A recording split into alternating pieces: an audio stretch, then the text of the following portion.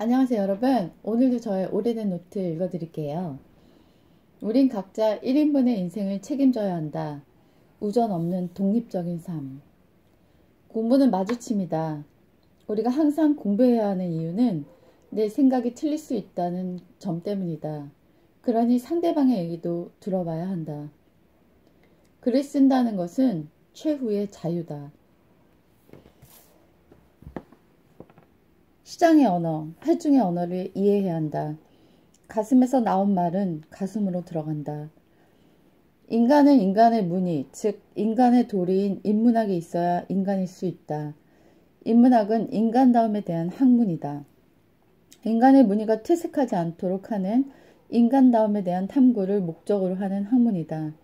인문학의 위기라는 것은 문학, 역사, 철학의 인기가 없어졌다는 것이 아니라 인간으로서 갖추어야 할 인간다움의 무늬가 없어졌음을 의미한다.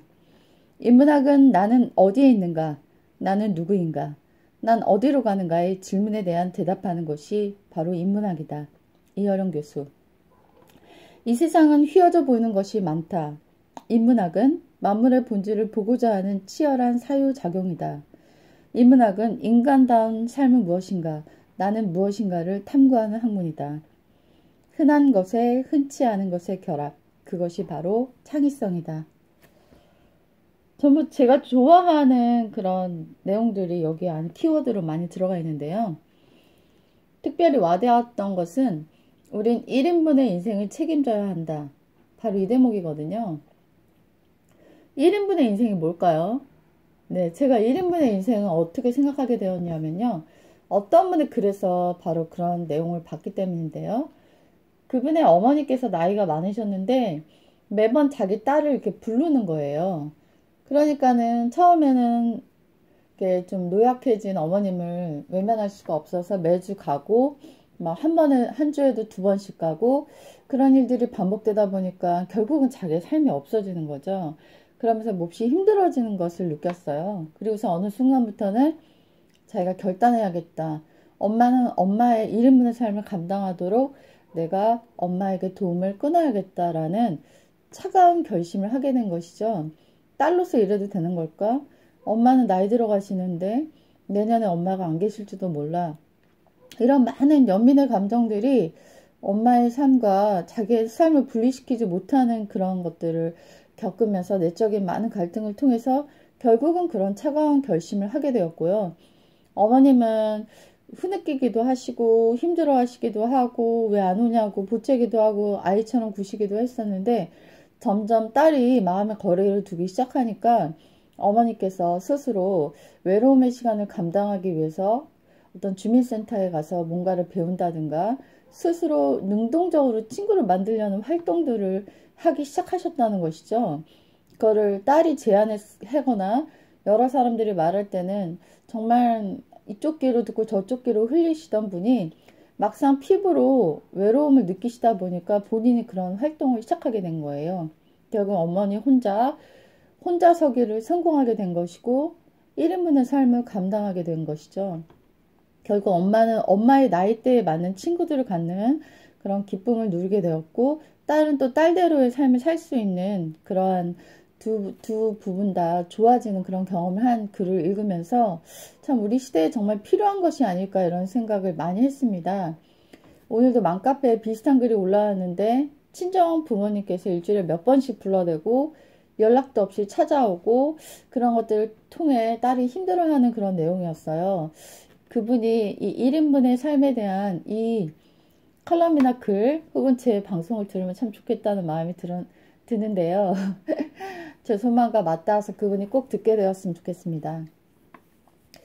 또 제가 와닿았던 것은 공부는 마주침이다. 네, 정말 공부는 마주침인 것 같아요. 네.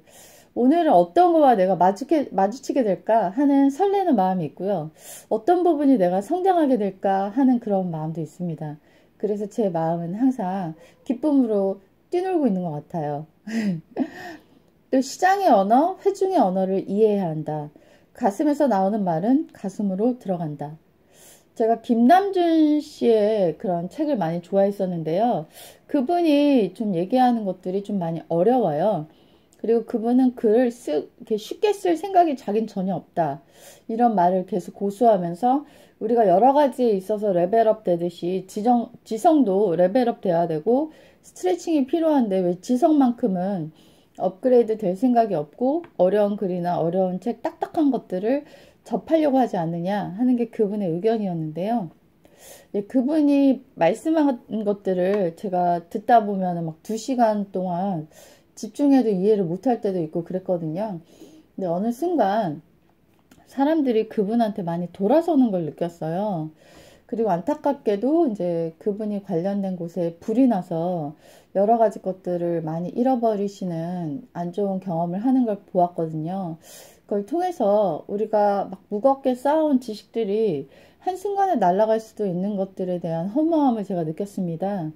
그리고 한 작가의 글을 읽게 되었는데요. 너무나 쉬운 거예요, 글이.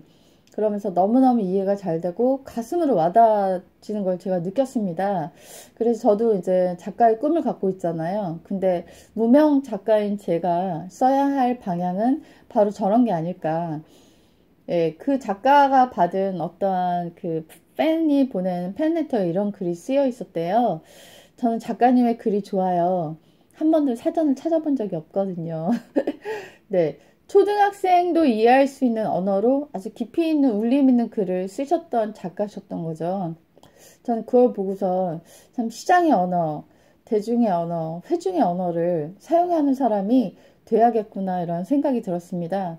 그런데도 제가 쓰는 글들이 아직도 어렵다 이런 말을 좀 주변에서 듣곤 하거든요. 더 눈높이를 낮추는 그런 작업이 필요할 것 같아요. 네. 정말 쉬운 글로 쓰여진 좋은 글, 그런 것이 정말 우리가 써야 할 것이 아닌가. 그리고, 지식과 어떤 그 사람이 갖고 있는 교육의 방향에 상관없이 그거를 이해할 수 있는 그런 글을 써야 되지 않을까. 이런 생각이 들었습니다. 네. 그리고 마지막으로는 창의성에 대한 건데요. 흔한 것에 흔치 않은 것의 결합. 그것이 창의성이다. 전 이 말이 정말 좋은 것 같아요. 네. 저는 어떻게 하면 재밌게 한번 해볼까? 이런 궁리를 굉장히 많이 하는데요.